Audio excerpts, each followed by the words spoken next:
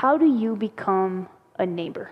If you look at your own life, in this world where we are desensitized to so much violence, where we are used to seeing bad news constantly, how instead of looking away, do we become neighbors to those in our community, to those in our lives, to those we've not even met? How do we become neighbors that show them what it means to be the people of God? What it means to love God is to love the people that God has created in God's image. To see people and not wonder whether or not they're worthy or deserving or insiders. And to see people and just think, humanity says that person deserves respect and dignity.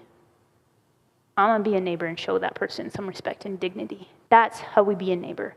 That's how we be the people of God. When you find yourselves walking throughout this week, notice who you walk past. Who do you turn a blind eye to? Who do you say, that's just another case of this happening?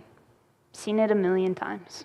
Where have we lost some of that energy and that drive to get involved because we're just tired? Not because we're villains, not because we're evil, but because it takes real cost to say, I'm going to stop and walk towards suffering. It takes real risk to say, I'm going to be present with this person and I'm going to be their neighbor. But that's the call. And it's not one we live out perfectly. It's certainly not one I get perfect, but it's one that we're called to work on. We're invited in to this story. We're invited into being the people of God so that we can turn around and invite others.